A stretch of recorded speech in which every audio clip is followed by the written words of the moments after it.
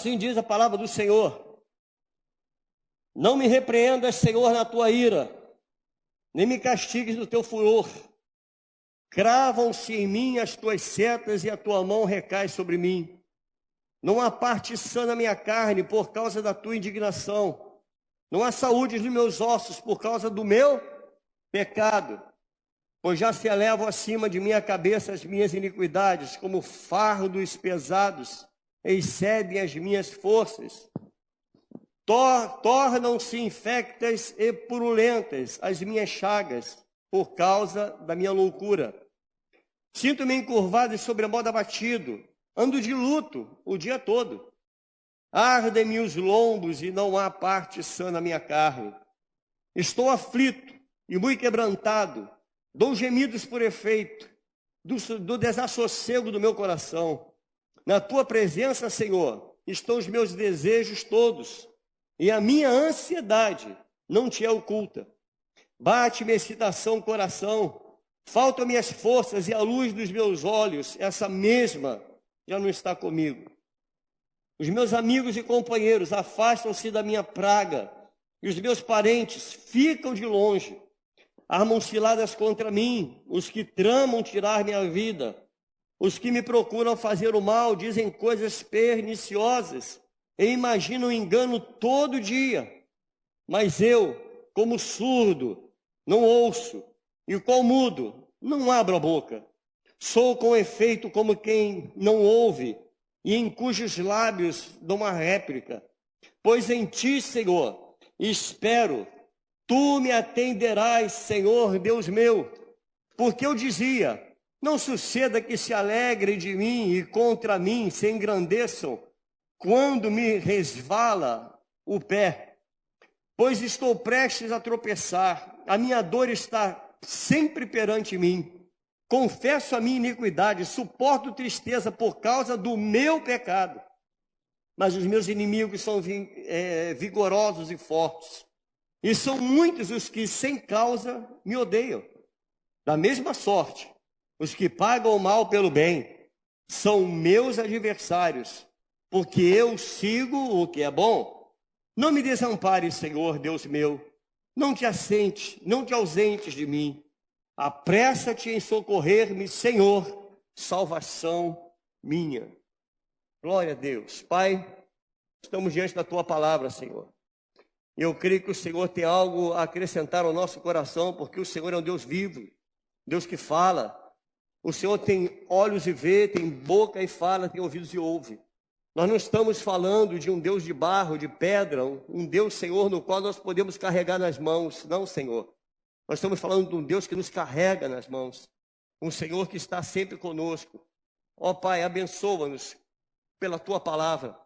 E não permita que eu venha atrapalhar essa ministração, mas sim que eu possa também ser abençoado por ela.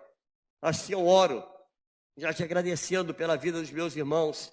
E que haja, Senhor, que haja nesse lugar ouvidos para ouvir a tua voz. Assim eu oro, te agradecendo pela tua presença aqui, em nome de Jesus. Amém. Poder sentar, irmãos. Amados, eu compartilhei em uma certa ocasião com os irmãos, logo no início da minha conversão, quando eu comecei a estudar a história de Davi, eu nunca entendi muito bem porque que Davi era chamado homem segundo o coração de Deus. Já compartilhei isso com os irmãos aqui. Eu, quando olho a história de Davi, que eu olhava a história de Davi, hoje não, porque graças a Deus o Espírito Santo abriu meu entendimento para isso, mas eu sempre questionei sobre Davi. Eu sempre perguntei para Deus, Senhor, eu não faço a metade que Davi faz. Se ele é um homem segundo o teu coração, quem sou eu então? Eu não faço a metade. Nunca mandei matar ninguém, eu não sou um adúltero, não adulterei. Mas olhando para essa história, irmãos, eu chego à conclusão que Deus sabe que nenhum de nós aqui é qualquer super alguma coisa. Eu sou um super crente, sou um super homem, super pastor, super... Não, ninguém aqui é super em nada. Ele pega Davi e diz que esse Davi, no qual eu, Paulo, no meu passado, o velho homem Paulo, questionava, Ele pega esse Davi, ele chama esse Davi de um homem segundo seu coração. Isso talvez para você, se você começar a ler a história de Davi, apenas com os olhos carnais, você vai se voltar como eu me voltava antes para Davi. Eu dizia, eu não consigo entender isso. Com todos os defeitos, irmãos. Com todos os defeitos, Deus o coloca como um exemplo para nós de humanidade. Deus coloca Davi como exemplo de homem. Olha, esse homem é um homem segundo o meu coração. Amados, Deus não espera de nenhum de nós aqui a perfeição. Porque Deus sabe que nós somos imperfeitos. Você e eu, nós não somos perfeitos, assim como Davi não era. Davi não era um homem perfeito. A gente, às vezes, quando lê a história desses homens, Moisés, Davi, Elias, Eliseu, a gente fica assim, será possível isso acontecer comigo? Ué, qual é a sua diferença? Qual é a diferença sua para ele, irmãos? Que diferença há entre nós? Somos homens sujeitos aos mesmos pecados, aos mesmos erros. O homem, segundo o coração de Deus, ele é imperfeito. Portanto, eu quero abrir um parênteses para você. Há esperança para a tua vida. Há esperança para você, irmão. Porque esse homem imperfeito, chamado homem segundo o coração de Deus, todos nós podemos ser um homem segundo o coração de Deus. Essa conclusão que nós chegamos, todos nós podemos ser um homem no qual Deus se alegra, no qual Deus se agrada. Nós podemos ser assim também. E por que nós não somos? O que está faltando em você para ser um homem segundo o coração de Deus, um homem no qual Deus se alegra de ser chamado seu pai? O que está faltando em nós? Quando nós dobramos o nosso joelho e clamamos, Abba, Pai, será que ele se alegra em dizer, eu sou seu pai, esse é o meu filho? Será que Deus se alegra com isso? Se Davi fosse vivo hoje, irmãos, se Davi vivesse hoje os nossos dias, seja sincero no teu coração, você acha que esse Davi, que nós conhecemos os seus erros, os seus pecados, você acha que esse Davi teria lugar aqui na igreja, em algum ministério? Você acha que esse Davi seria consagrado pastor? Pensa comigo. Esse Davi que nós conhecemos, o homem que mandou matar Urias, o homem que coabitou com Batseba, o homem que não foi um bom pai, ele foi um péssimo exemplo de pai. Imagina esse homem, pastor, no sábado agora, no culto de casais, pregando, dando uma palestra. Imagina esse Davi hoje, se você daria ouvidos a ele, irmão. Certamente não daria. Certamente você iria questionar com o pastor, dizer, pastor Maurício, você não está sem visão. Como é que você convida esse homem para pregar num culto de casais? Um homem que eu conheço o histórico, porque nós temos essa mania de olhar para as pessoas e só ver os defeitos dela. Nós só vemos os defeitos. A gente procura algum defeito, talvez para nos acharmos melhores. Aí eu olho o defeito para dizer, eu sou melhor do que ele. Muitas vezes, quando eu me acho melhor, está arriscado Deus falar, Paulo, você é 0. Você está se achando 10. Então eu olho para a história de Davi, irmãos. Hoje eu confesso, irmãos, hoje quando eu leio sobre a vida de Davi, quando eu penso em Davi, eu digo, Senhor, me perdoa. Perdoa os meus julgamentos. Porque muito julguei Davi. O Senhor não espera de nós perfeição, irmãos.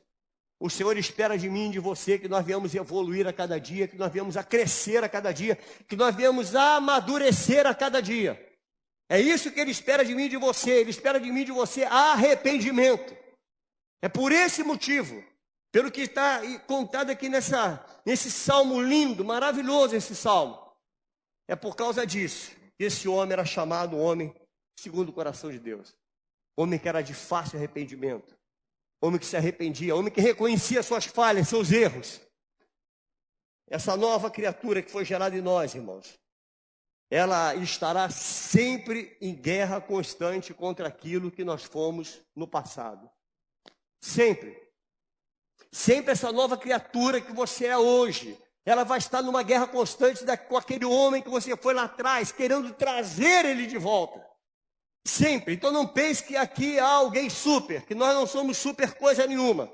Nós somos sujeitos a falhas. E a palavra do Senhor diz, aquele que pensa está de pé, não é aquele que está de pé. Então o Senhor já está deixando bem claro, você não está de pé, você pensa que está, mas você está sujeito à queda. Então aquele que pensa está de pé, cuide-se para que não sei o que estou falando, é a palavra do Senhor. O homem segundo o coração de Deus, amados, é aquele que sabe que essa luta é constante e não se entrega se considerando um coitadinho. Esse é o homem segundo o coração de Deus, não se entrega ao pecado. Ele pecou, mas ele vai lá e reconhece os seus erros. E diz, Senhor, esse problema é por causa do meu pecado. Ele assume a responsabilidade. Então essa noite é uma noite para você, querido, parar para pensar no que você está fazendo com a sua vida e assumir a responsabilidade. Fala, Senhor, eu sou responsável por tudo que eu estou passando. Nós somos o resultado daquilo que nós plantamos na nossa vida. A sua vida hoje é resultado daquilo que você plantou.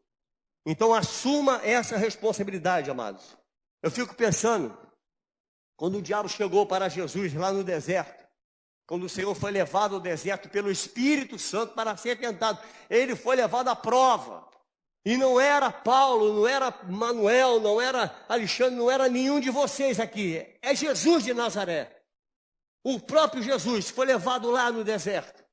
E o que o diabo disse para ele no deserto? O que tem no deserto, irmãos? O que tem no deserto? Nada. Mas o que ele ofereceu mediante o nada? Tudo isso eu lhe dou. Se diante de mim você se prostrar diante de mim, tudo isso eu lhe dou. Mas ele estava mostrando nada. Tudo isso te darei, ou seja, o nada. Hoje, irmãos, ele nos coloca diante do Rio de Janeiro. Você está entendendo a diferença? Lá, Jesus foi colocado no deserto. Hoje o diabo te coloca diante do Rio de Janeiro. E diz assim, ó, tudo isso eu te darei. O que é diferente? O que seria melhor? O que estava lá ou o que está aqui hoje? A carne desejaria muito mais o que está aqui hoje. Muito mais. Então hoje ele coloca, queridos, o Rio de Janeiro diante de você, ele coloca as noitadas diante de você. Ele abre uma bandeja e diz, tudo isso eu te darei. Tudo isso, se diante de mim você se prostrar. Hoje está cada vez mais difícil. Quanto mais passam os dias, mais difícil fica da gente falar, arreda-te, Satanás. Arreda-te de mim. Hoje está difícil. Somente com o Espírito Santo, querido. Para que você consiga lutar e vencer a essas tentações. Somente com o Espírito Santo. A maioria que se prostrou diante do diabo aceitaram todas as suas propostas e estão vivendo tudo isso, cedendo às tentações. Quantos hoje você vê? Eu sinceramente, eu não consigo entender quando a gente fica assim encantado com uma pessoa que está muito bem na mídia. Como diz outro, muito bem na fita. Eu não me encanto porque eu não sei de que maneira chegou lá. Eu não sei o que vendeu. Eu não sei o que cedeu. Eu não sei como fez para chegar lá. Mas a gente costuma ficar muito encantado. Ainda mais quando você abre. Você já viu alguém arrasado no Facebook, irmão? Já viu alguém arrasado colocar? Eu, como cabeleireiro, sempre digo isso. Você faz uma escova, irmão, uma escova progressiva, o cabelo cai todo. Posta lá no Facebook que ficou careca. Você não vai fazer isso, vai, irmão? Mas se você fizer um cortezinho bonitinho, botar uma tintura, aí você vai fazer o quê? Olha como eu estou maravilhosa, não é assim? Claro que é, irmão. Então nós podemos dizer que nós estamos nos encantando com a mentira. A gente se encanta com aquilo que é falso. Irmão, preste bem atenção. Rede social é falso. Que isso, pastor? É falso. É uma alegria que não é alegria. É uma alegria momentânea. É apenas um momento de alegria. Ninguém coloca coisa ruim. E a gente fica encantado, irmãos. Hoje está cada vez mais difícil da gente vencer as tentações. Somos tentados e metralhados de todos os meios. Todas as formas nós temos sido metralhados. Temos sido tentados. Para ter tudo que o diabo oferece, tiveram que deixar de ser quem foi e abandonaram Jesus de Nazaré. Para chegar onde chegam. Queridos, muitos para chegar onde chegaram, deixaram de ser aquilo no qual foi chamado para ser, abandonou Jesus e hoje está vivendo daquilo que o diabo disse: eu te darei tudo isso, se prostrado me adorar. É lamentável, mas é uma verdade. Prefira viver no deserto com Jesus, querido, do que viver nos palácios com uma vida longe do Senhor. Assim diz Davi, lá no Salmo 27, verso 4 ao 5, ele diz assim, uma coisa. Quem está pedindo isso, irmãos, presta bem atenção, quem está pedindo isso aqui é um rei. Não é um homem qualquer, não é alguém que mora lá no complexo do Alemão, não. Entendeu? É um rei.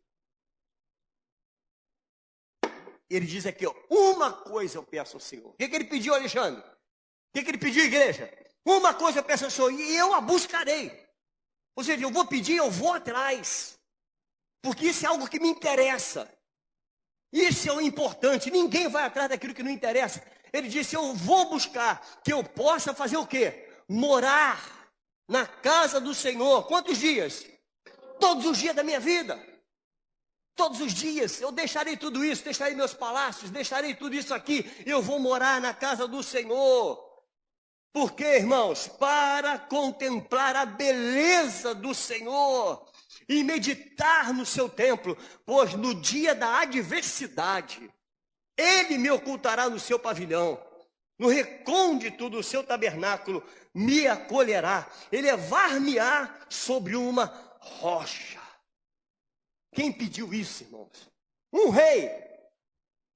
Ele ia deixar a sua coroa, ele ia deixar para trás as suas vestes reais, para habitar na casa do Senhor.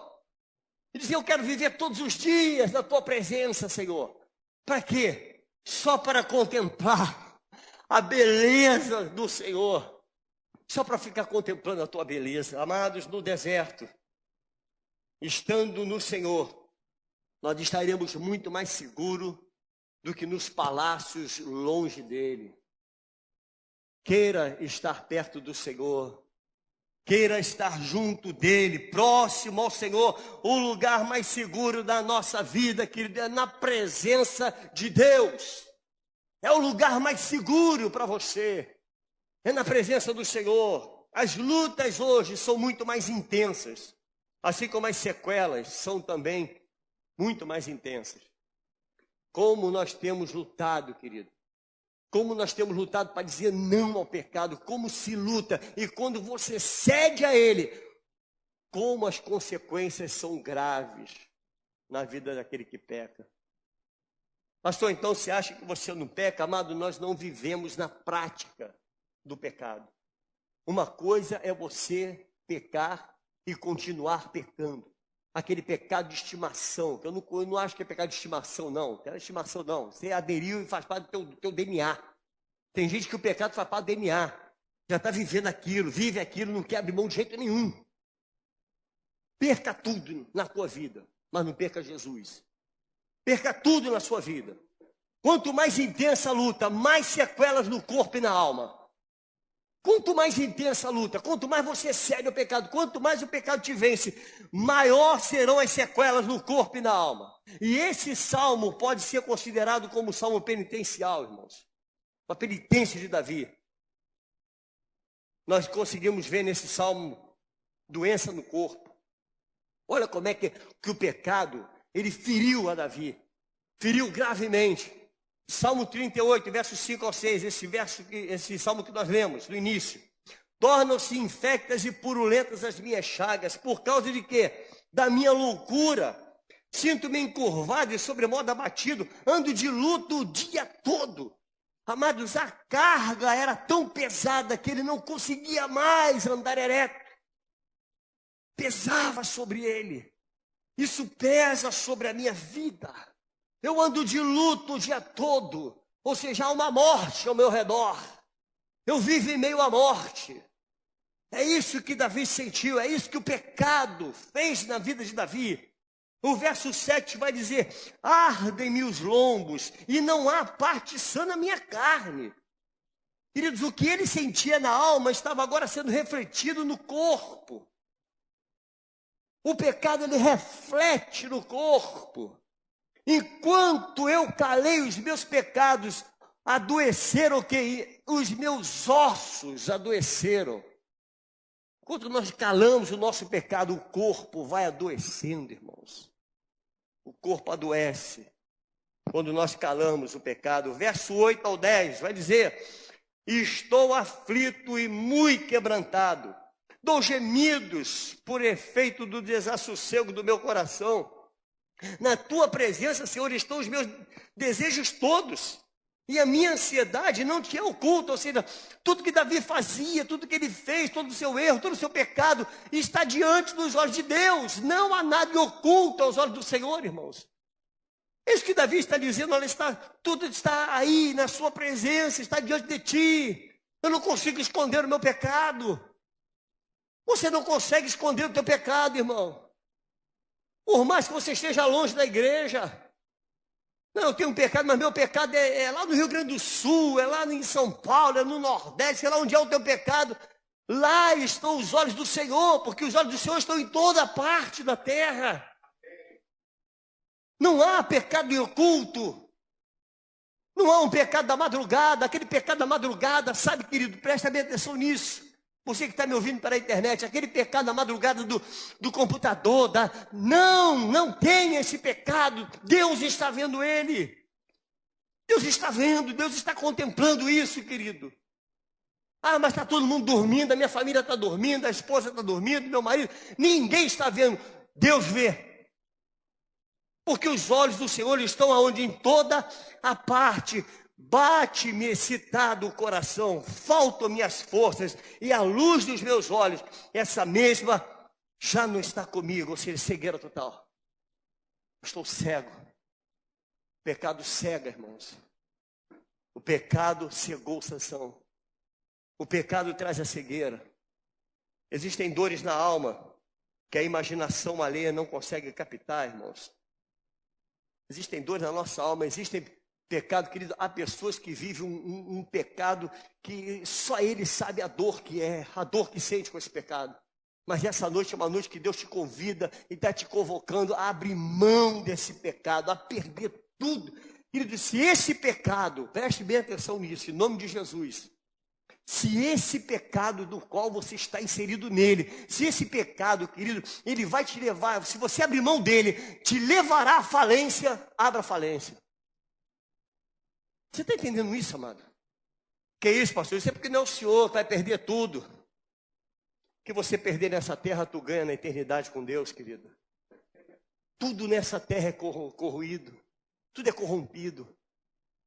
Tudo nessa terra tem preço, e tudo que tem preço não tem valor.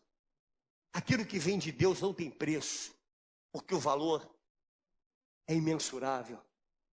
A salvação, o valor da salvação, amado. Que valor tem a salvação? Não perca ela. Não perca a sua salvação. Os meus amigos, olha só, presta bem atenção nisso. Cada um sabe o grau da sua dor, amado. E Davi estava numa angústia profunda. A dor de Davi estava refletindo também nas suas relações humanas. Olha como é que a dor, e essa dor, tudo aqui está sendo gerado pelo pecado. Tudo isso foi gerado pelo pecado. Olha o que diz o verso 11 ao 14. Os meus amigos e companheiros afastam-se da minha praga. E os meus parentes ficam aonde? De longe. Armam ciladas contra mim os que tramam tirar minha vida. Os que me procuram fazer o mal dizem coisas perniciosas e imaginam engano todo dia. Mas eu, como surdo, não ouço. E como mudo, não abro a boca.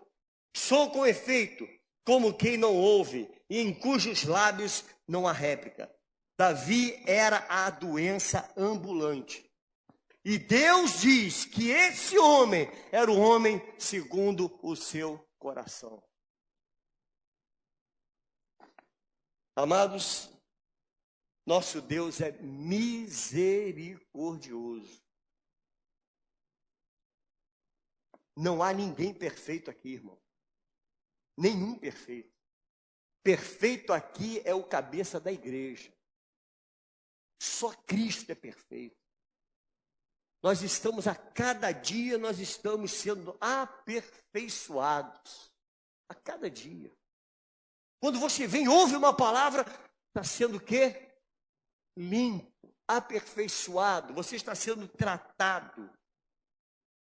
Se Davi foi considerado um homem segundo o coração de Deus e chegou a esse grau de doença, pense bem até onde nós podemos chegar, irmãos. Até onde você pode ir.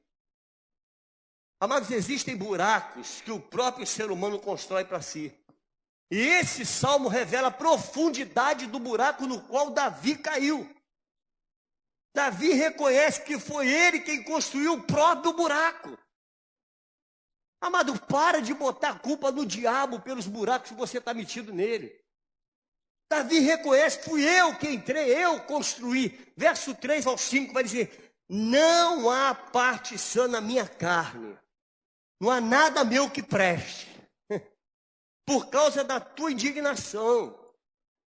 Não há saúde nos meus ossos, por causa de quem, irmão? O que está escrito aí? Por causa do meu pecado. Por causa do meu pecado. Pois já se elevam acima da minha cabeça as minhas iniquidades, como fardos pesados, excedem as minhas forças, tornam-se infectas e purulentas as minhas chagas. Ele diz, por causa da minha loucura. No verso 3 ele diz, por causa do meu pecado. No verso 5 ele diz, por causa da minha loucura. Amado, pecado é uma loucura. Deixa de ser doido. Larga de ser doido, irmão. Abra a mão desse pecado em nome de Jesus. Davi, ele reconhece que era culpado por tudo que estava lhe acontecendo. Davi, ele não botou a culpa no diabo, ele não botou a culpa no vizinho, no outro. Não, ele não botou a culpa. A culpa foi porque me ofereceram algo. A culpa está no diabo. Você imagina o diabo oferecendo isso para Jesus? Olha, tudo isso eu te darei. Tudo isso eu te darei. Se ele tivesse cedido, o culpado seria ele, irmãos. Ele seria o culpado por ter cedido, mas Jesus não cedeu. Não cedeu. Você entende, amado? Ah, mas o diabo ofereceu. E daí? Ele ofereceu, mas maior é que está conosco do que aquele que está no mundo te oferecendo, querido, abrindo essa bandeja do inferno na tua frente. Maior é aquele que está com você. Somos nós que tomamos as decisões. Somos nós que dizemos sim ao pecado. Somos nós. E há como fugir dele. Como é que se foge do pecado? Sujeitando-se a Deus e resistindo ao diabo. E ele fugirá de vós. Fugirá de vós. Davi reconhece que foi ele quem construiu o próprio buraco, irmãos. Davi reconhece que ele era culpado de tudo. Quando nos enfiamos em cavernas, quando nos colocamos em desertos, nós temos a sensação de que Deus nos abandonou. E muitas vezes colocamos a culpa nele. Senhor, eu só caí porque o Senhor me abandonou. Deus não te abandonou, querido. Deus continua sendo Deus e está no mesmo lugar. A gente acha que Deus saiu. Não, ele está no mesmo lugar. Deus não mudou. Você acha que ele mudou? Quem muda somos nós, com as nossas decisões. Nós fomos olhar a vida de tantas pessoas que foram do nosso convívio. Nós convivemos, que nós lidamos, que pregadores do Evangelho, pessoas que estavam conosco, irmão. E que hoje você olha, está enfiado no pecado e acha que isso tudo é normal. Tudo é normal. Acha que tudo é, sabe, é o tal do não tem nada a ver. Isso aí é do inferno, irmãos, não há nada. Olha, o diabo usa isso de uma maneira tão tremenda, não tem nada a ver. Mas pastor, não tem nada a ver, pastor, só uma coisinha. Sabe, irmão? Amados, em nome de Jesus, saiba de uma coisa, que até dos buracos e das cavernas, até dos desertos, Deus é Senhor. Ele é o Senhor. Ele continua sendo o Senhor. Ele não muda. Nosso Deus é imutável. Quando nos achamos no fundo do poço, só há um lugar para o qual devemos olhar. Davi, quando estava no fundo do poço, lá no fundo, só há um lugar que você pode olhar, e é para o alto. É quando Davi diz, eleva os meus olhos para os montes. De onde me virá o quê? O socorro. E ele próprio responde, o meu socorro vem do Senhor, que fez os céus e a terra. Glória a Deus. Não é Deus quem cria os poços nos quais caímos, irmãos. Somos nós que os construímos. Nós cavamos os poços lentamente, e isso reflete no corpo e na alma, como nós lemos no Salmo 38. O pecado, ele vai refletir no teu corpo, reflete na tua alma. O pecado destrói, ele corrói. O pecado corrói. Deus respeita as nossas escolhas, mesmo que as nossas escolhas nos levem para longe dele. Nosso Deus é tão maravilhoso que ele te deixa escolher, irmão. Ele não te impõe. Aí a gente confunde o livre-arbítrio, né? Eu respeito muito a quem tem um pensamento sobre livre-arbítrio. Eu penso de outra maneira. Isso não é heresia, não, que eu vou dizer não é heresia. Preste bem atenção. Eu penso assim: eu em Cristo, eu não tenho liberdade. Eu não sou livre, eu sou prisioneiro nele. Sou prisioneiro de Cristo. Agora eu sou livre para não pecar. Se eu estou em Cristo, eu tenho liberdade para dizer não. Você está entendendo, amado? Aquele que é prisioneiro do pecado, ele não tem condições de dizer não. Dificilmente ele diz não, porque está preso do pecado. Mas aquele que é prisioneiro de Cristo, olha onde entra o meu livre-arbítrio. Eu sou livre para dizer não vou. Eu sou livre para dizer não quero. Essa é a interpretação do livre-arbítrio. Não vou fazer. Eu não vou pecar. Não, eu tenho livre-arbítrio. A hora que eu quero. É como a gente sempre costuma dizer, eu não acredito em desviado, né? Não, daqui a pouco eu volto, estou voltando, faço o que eu quero. Não, irmão. Nunca esteve. Imagina se Deus se metesse nas nossas escolhas. Eu fico imaginando se em meio a tantas alegrias que sentimos, há coisas que a gente faz na vida que Deus reprove, a gente acha que é maravilhoso. Eu fico imaginando Deus dizendo não, quando você está na tua euforia, na sua alegria, diante de algo que aconteceu ou que você fez, no qual Deus está dizendo não. E você está eufórico, dizendo, olha que coisa boa que me aconteceu, isso é maravilhoso. Fico imaginando se Deus dissesse não, não é isso, e fechasse a porta, tirasse essa liberdade da tua alegria mediante ao teu erro.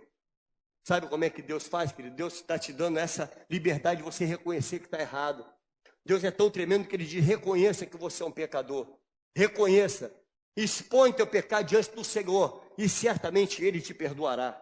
Expõe, porque aquele que confessa e deixa, alcança o quê? Misericórdia. Aquele que encobre as transgressões jamais prosperará, irmãos. Aí está o segredo da prosperidade. Podíamos pregar sobre prosperidade, né? Culto da prosperidade. Como é que se prospera? Confesse seus pecados e deixe. E você alcançará a misericórdia do Senhor. É o que Davi fez. Davi era considerado homem segundo o coração de Deus, porque Davi reconhecia seus erros e ele confessava seus pecados. Confessei-te o meu pecado. E é assim que temos que fazer. Amado, o que levou Davi ao fundo do poço? E foi revelado nesse salmo.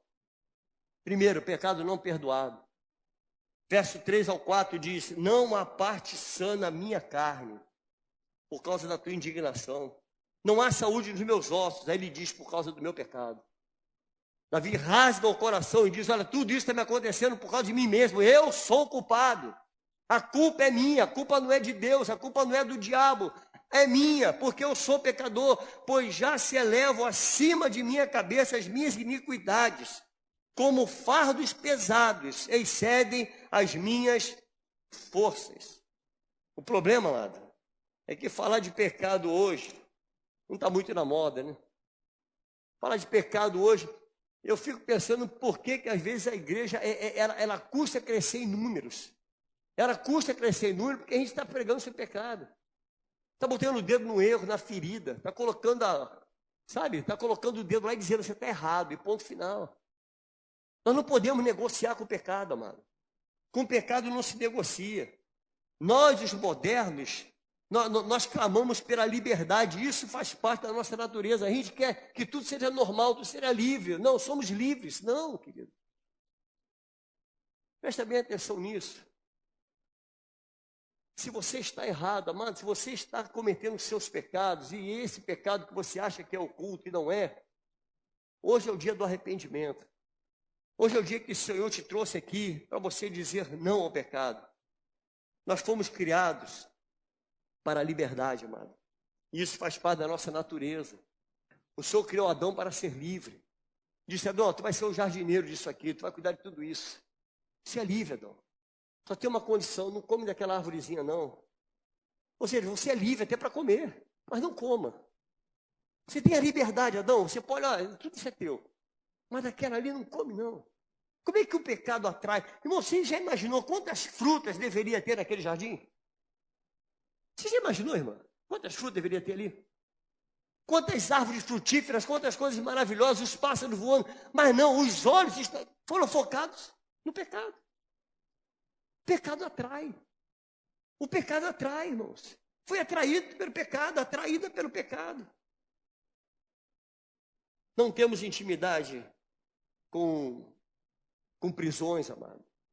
Nós não fomos criados para ficar presos. Deus nos criou para isso, para sermos livres.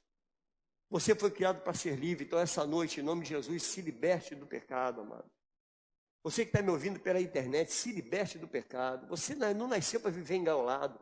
O pecado é que nem uma cadeia, é te colocar dentro de uma gaiola, num presídio. Nós não nascemos para isso. Nós não fomos criados para isso.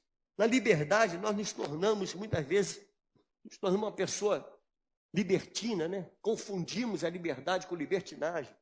Mas o Senhor te deu liberdade para não pecar. Como é bom saber disso, irmão. Como é bom saber disso. Muitas pessoas discordam da Bíblia quando o assunto é pecado. Mas quando o assunto é bênção, prosperidade, paz, todos concordam. A mesma Bíblia que vai falar para você sobre prosperidade, essa mesma Bíblia, ela vai mostrar para você o que é pecado. Mas quando o assunto é pecado, a gente parece que não gosta muito, a gente passa a página e, entendeu? Parece que a gente não gosta muito do que está lendo.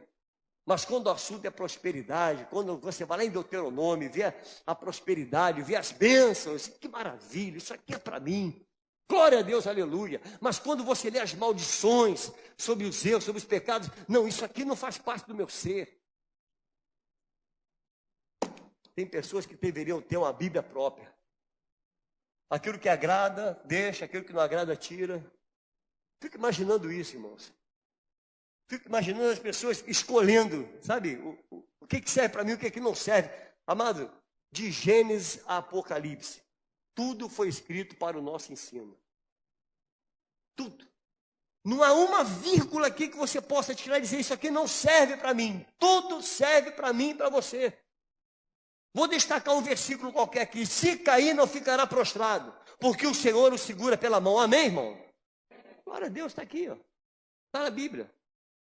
Está escrito aqui. A alma que pecar, ela morrerá. É para você também, irmão. Viu como é difícil, mano? Quando é bênção, glória a Deus, aleluia. A alma que pecar, morrerá. É para mim e para você. É a mesma Bíblia, está falando sobre bênção. Entende, irmão? Olha aí, eu acabei de ler um versículo que é uma bênção. Fui moço e já agora sou velho, porém jamais vi o justo desamparado, nem a tua descendência a mendigar o pão. Glória a Deus, aleluia. Mas quando o assunto é pecado, a gente sempre olha para o lado. Diz, isso aqui esse irmão deve ser para ele. Não é para mim, não. Nós colocamos a Bíblia como ultrapassada, irmão. Sempre que o assunto é pecado. E tratamos o pecado de duas formas. Primeiro, condicionamos a nossa mente em prol do pecado. O projeto de Deus para o homem está sendo apagado. E a despeito disso, nós temos um número considerado, por exemplo, de divórcio. Por quê, irmãos? Porque isso tudo está sendo apagado da nossa mente. Estamos vivendo em prol do pecado e achando que tudo isso é normal e natural. Não é. Não é, não existe uma segunda Bíblia. Só tem essa Bíblia. Só. O Senhor só nos deixou uma palavra. É essa palavra. Então eu não conheço uma outra palavra. Eu não conheço um jeitinho. Como é que eu vou dar um jeitinho para isso aqui? Como é que eu vou me adequar a isso? Antes de sair o divórcio.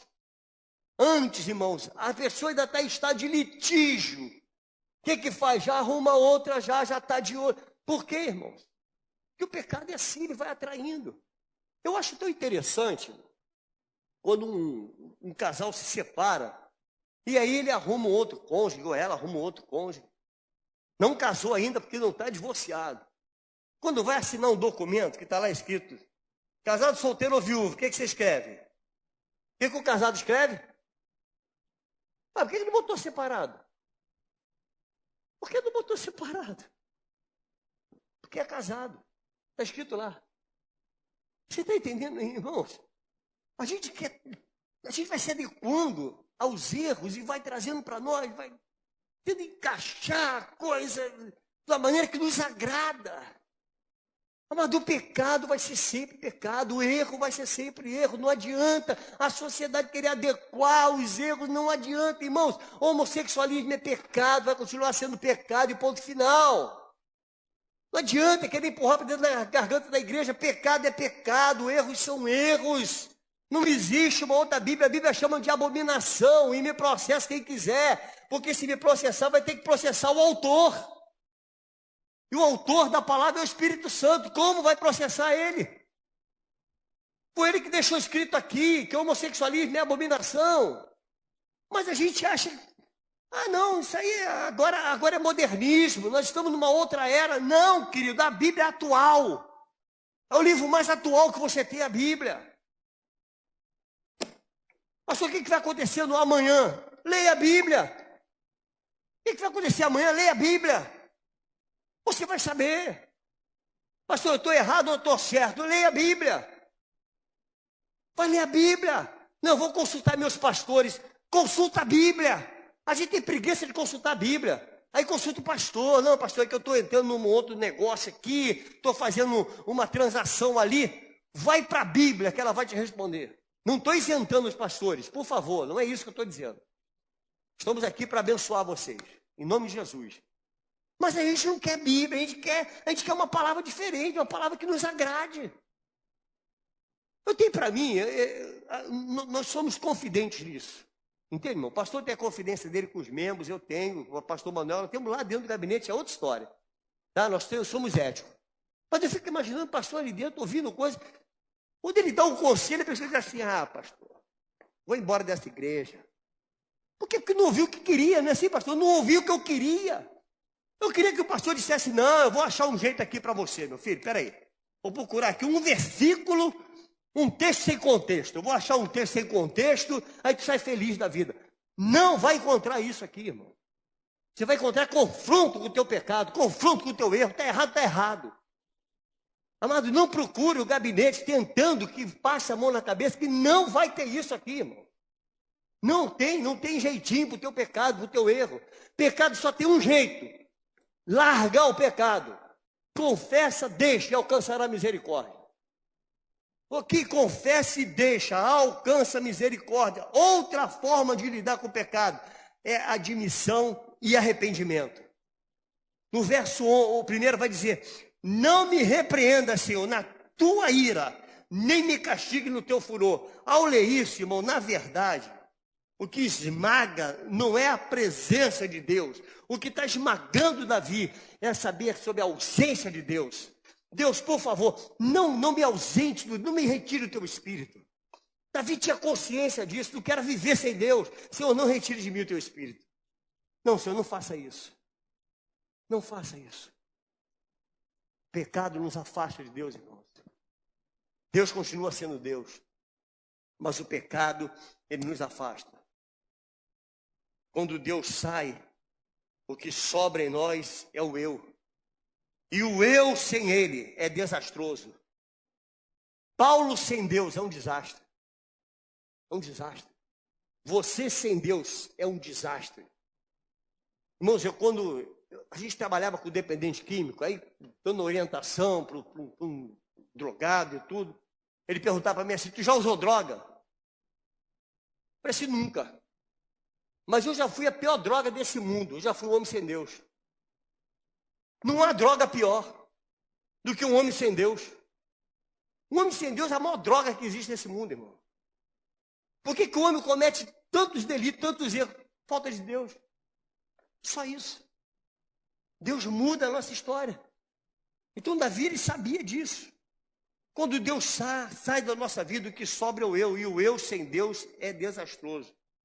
Deus em nós nos ajuda a carregar as nossas cargas, irmãos, e torna o nosso ser mais leve. O próprio Senhor diz, né?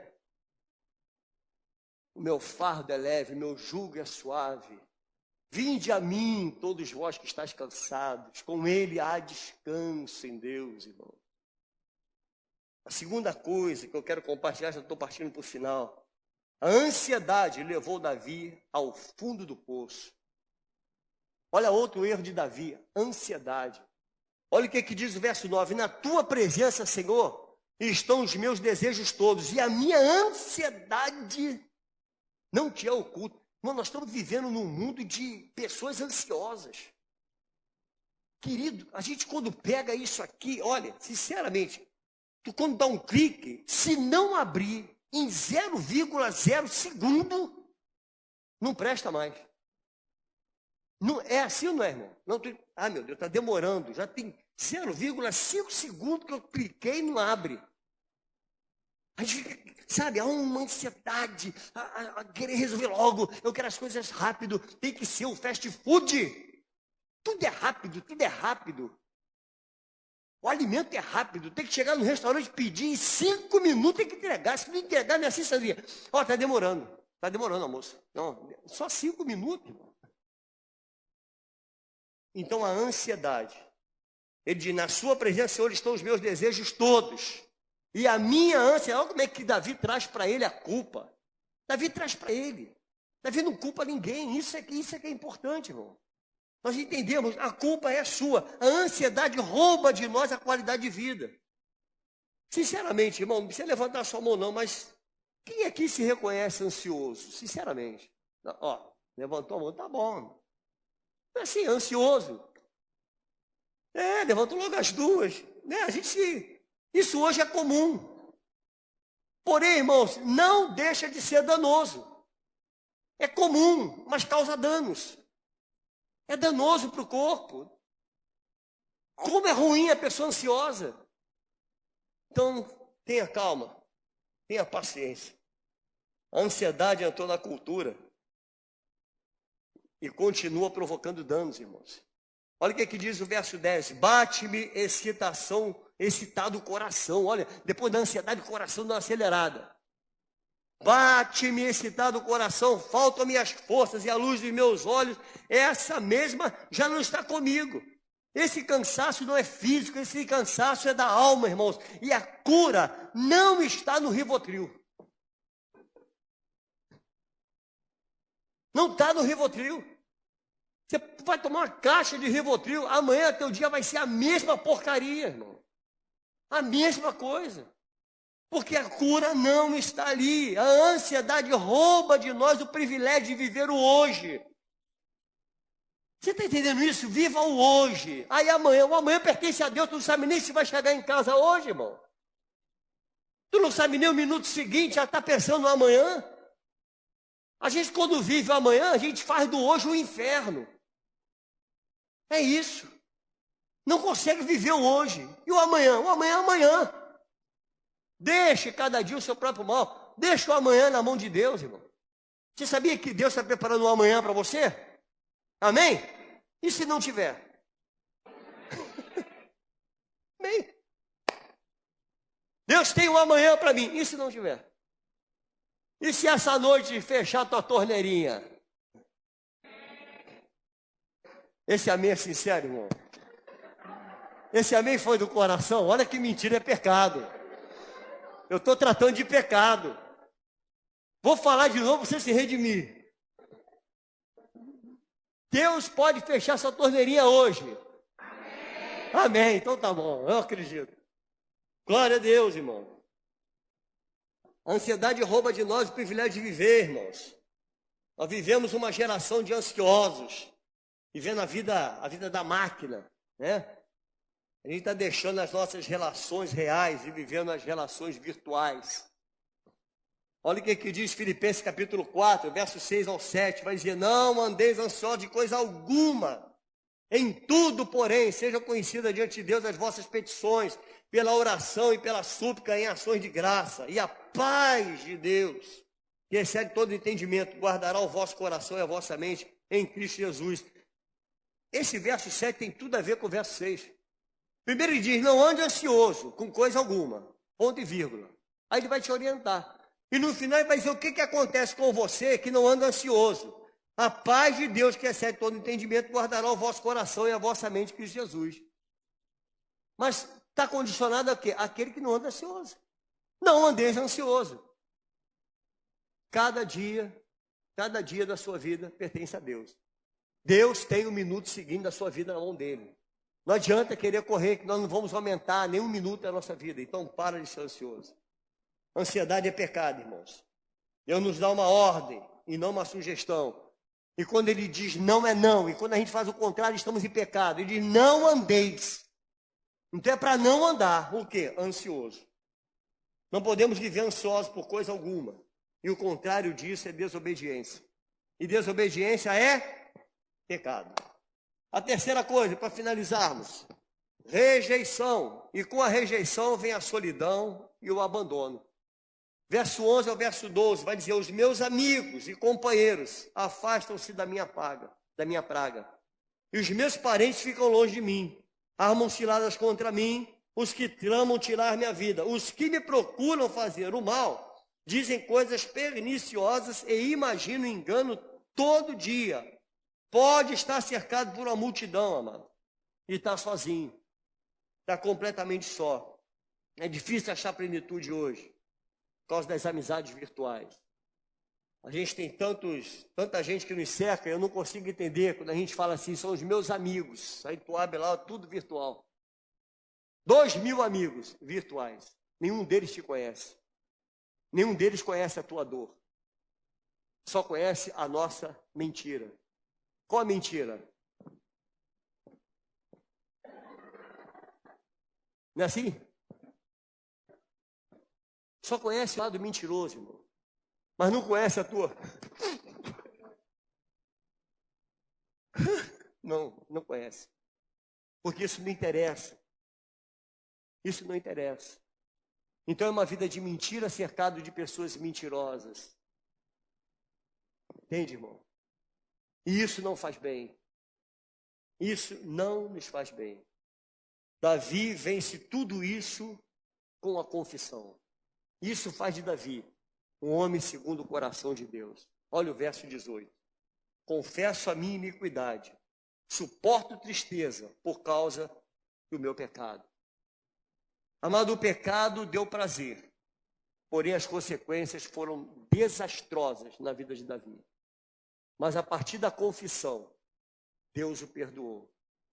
Olha o que faz de Davi um homem segundo o coração de Deus. Um homem que reconhece seus erros. Um homem que confessa seus erros. E aquele que confessa, alcança misericórdia.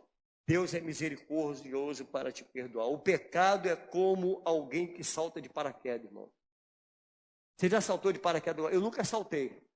Mas eu tenho um amigo que salta de parapente. É um vizinho meu, tá? De parapente. Saltar de paraquedas dura alguns segundos ou minutos. Alguém aqui já saltou de paraquedas? Já saltou, irmão? Não é isso que eu estou falando? Não dura muito tempo. É uma sensação maravilhosa, não é assim? Vai lá, ei, paraquedas e tal, mas é rápido a chegada lá embaixo. Assim também é o pecado. O pecado é assim, tem sensação de liberdade, mas dura muito pouco. E a chegada no fundo é muito rápida. Você está entendendo, irmão? E Deus está tratando conosco nessa noite? Então, pare para pensar em tudo. Cadê o meu bonitinho? Olha lá o bonitinho lá. Vem cá, bonitinho. Pecado se vence com confissão verdadeira. Salmo 32, de 1 a 5, vai dizer: bem-aventurado aquele cuja iniquidade é perdoada, cujo pecado é coberto. Bem-aventurado o homem a quem o Senhor não atribui iniquidade e cujo espírito não há dolo.